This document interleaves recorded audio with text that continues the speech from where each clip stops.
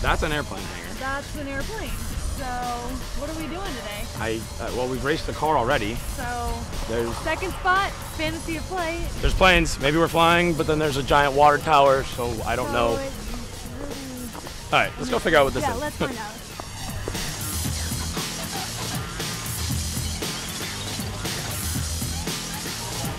We're here at Fantasy of Flight, actually in one of the hangars now. So we're checking out some of the planes. The place is packed with planes. We're here with Jim Gallagher, boss man. And so Jim, let me ask you, there's a wealth of planes in here, literally. What is this? What is it that you got, like Fantasy of Flight? Explain it to me. Well, Fantasy of Flight is the creation of Mr. Kermit Weeks. Mr. Weeks is the largest private collector of vintage aircraft in the world today. How many has he got? Mr. Weeks has between 150 and 160 planes. So he hates flying. Oh, He hates it. yeah. The next largest collector is probably between 40 and 50, and this is some of his collection that he's showing. What got him into planes in the first place? Like, did he just decide Well, one day to collect them? Mr. Weeks always had a love of flight. When he was a child in his neighborhood, he had a neighbor who was building an airplane in his garage. Took Kermit under his wings. No pun intended. Yeah, no pun intended, and the rest is history. That's crazy. Awesome. I've never, none of my neighbors ever asked me to fly. So which one's your favorite plane? Or I see, what's this plane behind us? This Well, is this is familiar. a I've been cool looking one. at it. I I know think this. I know this one. Yeah, this is a Ford tri-motor. It was in the Indiana Jones Temple of Doom movie. This was built by Ford. They used these planes to transport parts from factory to factory. They came up with the idea that they could transport people in these planes, so they started putting people in them. But they weren't really built very well for carrying passengers. All the smoke from the engines, the exhaust fumes, would go into the cabin. That sounds really unpleasant. So what's like the rarest plane or? Well, I can go show you some pretty rare planes. Yeah, let's do it. All right. Show us what you guys That's got. awesome.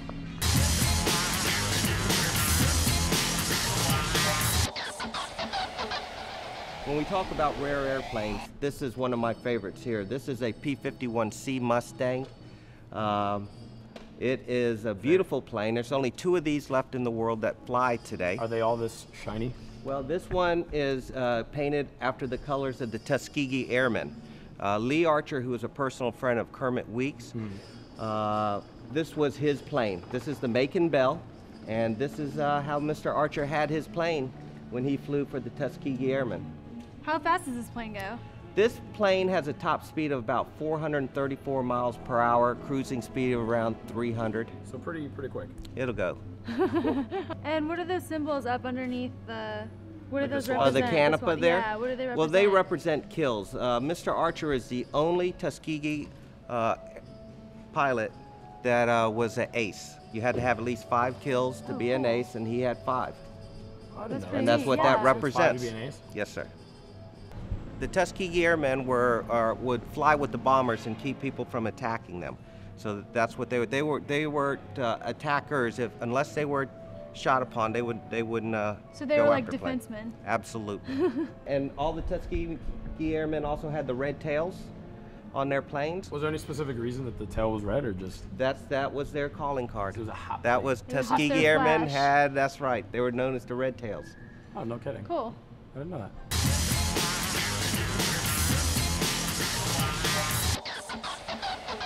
This is a B-26 bomber from 1940. This is the only B-26 left in the world that flies. The only one in the The whole world. only one in the whole world. That's So I would really say cool. that's a rare plane. I was told that this plane has some kind of a correlation to a movie that came out a couple of years ago, The Widowmaker. That's what the nickname of this plane is, the Widowmaker. So Why? This is about Well, what happened was it's got short wings, and when they've had a few accidents in training missions with this plane where they were crashing, so it got nicknamed the Widowmaker. That makes What would, sense. like- Or Sad, but One a makes Day sense. in Tampa Bay, I think they used to call it also, because it was down in this area. Oh. Yes.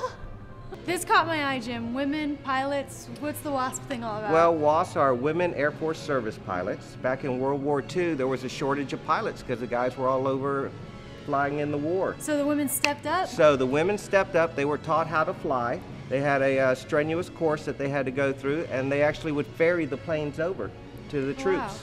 Cool. That's You're really gonna beat cool. me at something else today. Absolutely. Beat me racing, Exactly. you're gonna beat me at flying. So you guys This are is- bringing an exhibit We're here. go- Well, we'll have to come back and check that exhibit out too, because it sounds awesome. Yeah, for sure. So this place is awesome. If people aren't from around here, how can they find out a little bit more about it? Well, go to our website, www.fantasyoflight.com, and find out all about it. That's easy. All right, well, we'll let you All get right. back to your day. All right, it's great to Thanks see for you. hanging out with Thanks us. for having Thank us. you.